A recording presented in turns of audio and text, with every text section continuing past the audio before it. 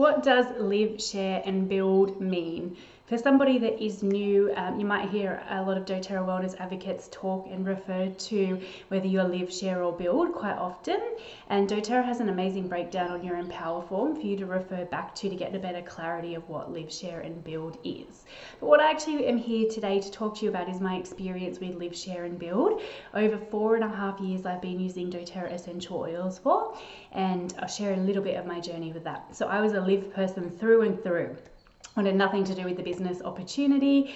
I'd been previously introduced to multi-level marketing and it really wasn't my gig. I didn't want to do that.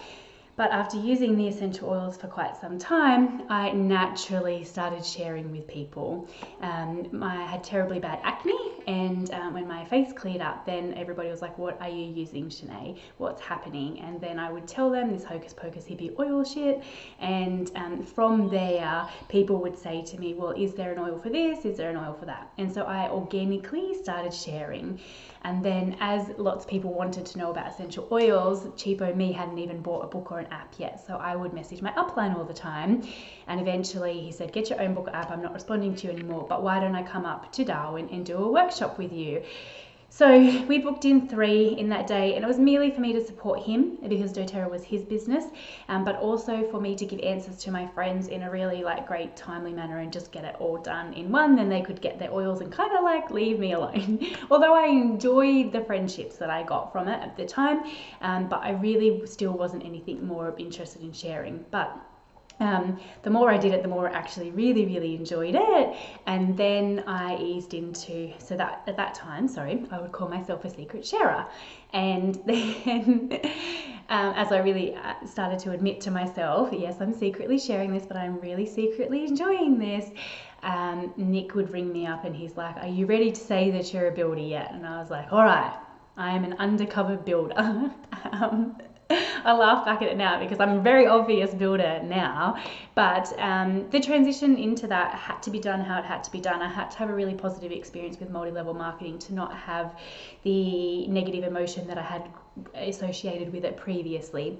So that's my own personal story. And now, since that moment, and I've been sharing doTERRA on and off through having a baby, moving interstate, having mental breakdown and so forth, for probably 2.5 or 3.5 years, I always get, no, it must be 3.5 years. I still get really confused. So what I have witnessed is I actually think people do sharing actions all of the time, but I don't actually believe there's such thing as a sharer. I believe that people go through the sharing actions that are associated with a sharer in order to figure out if they actually want to be a builder. Now, anybody who's ever thought that they wanted to be a sharer, they're probably always on LRP, always have been and always will be. So even if they go, okay, building isn't really for me, what they actually say is, hold on a moment, I love doTERRA and I will naturally just share it like I would my favorite new movie, my favorite mascara, my new recipe that I have found. But actually the income side of things and the support sort of thing isn't for me right now. So what they really do is split off into being a live person or progress over to being a build person. And then builders are builders no matter how many workshops they do a month, no matter how many workshops they do a week, no matter if they have an online strategy or an offline strategy. The one thing that I have realized is we focus on all of the social media people out there that grow really fast because they're really obvious to us because they're in our newsfeed all of the time. We're following them, we love them, we vibe on their vibes, but just because you're not as visible to them doesn't mean that you are not building no matter how fast you go.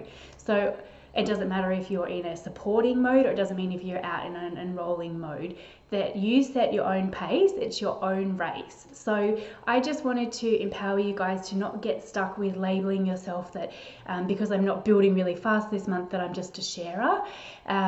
If you are building, right? And if you believe that you're a sharer and you've been doing this for a really long time, it's super okay for you to say, I'm totally a builder, but I build at my own pace because this is what suits me. It's what I am able to maintain, and this is what my team really enjoy from me. This is why people do join me, because this is my pace, this is my race, and this is what works with me and my lifestyle and my family. So that's enough for me for today. But yeah, I just really wanted to say, have a little feel into, does sharer really mean sharer, or does it mean I'm trying to figure out if I'm a live or build person? Because that way you'll be able to support people a little bit differently in what physical actions they might be taking, or if they're getting emotionally caught up with believing that they're not a builder, but they really are. They're just doing it in their own way. So have a lovely day.